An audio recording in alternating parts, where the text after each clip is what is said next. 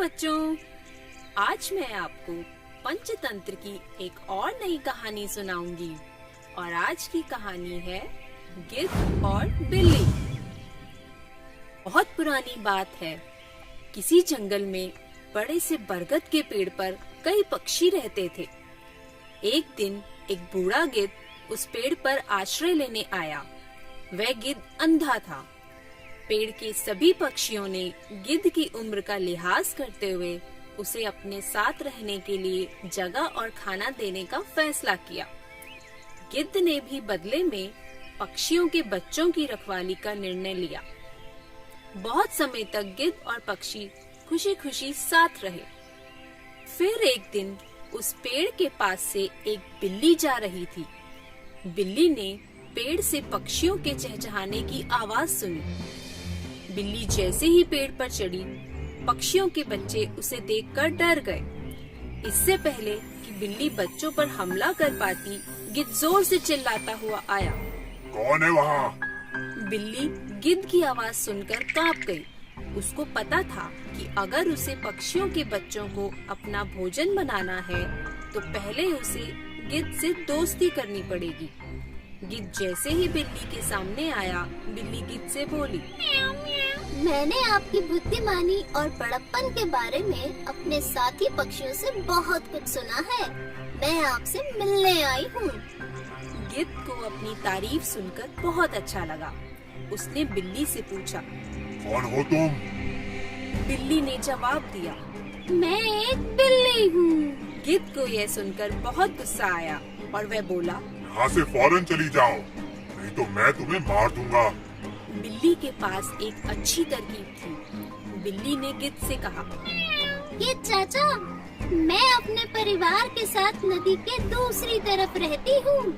मैंने और मेरे परिवार में से किसी ने भी कभी जीवन में मांसाहारी भोजन नहीं खाया। मुझे नहीं लगता आपके जैसा समझदार जीव मुझ जैसी बिल्ली को मारकर खाना पसंद करेगा।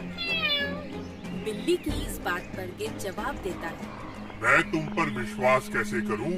आखिर तुम तो एक बिल्ली हो और अपने से छोटे पक्षियों को मारकर खाना तुम्हारा पेशा है। गिद्ध चाचा, सभी बिल्लियाँ एक जैसी नहीं होती। खाने के लिए मैं कभी भी किसी को मार नहीं सकती। मेरा मानना है कि ईश्वर उन सभी को सजा देता है जो दूसरों को मारते हैं। वैसे भी जंगल में खाने के लिए काफी स्वादिष्ट फल और जड़ी बूटियाँ हैं। गिद्ध को बिल्ली की बातों पर विश्वास हो जाता है। वह उसे अपने और बाकी पक्षियों के साथ पेड़ पर रहने की इजाजत दे देता है। अब बिल्ली ने हर रोज किसी एक पक्षी के बच्चे को मारकर खाना शुरू कर दिया था।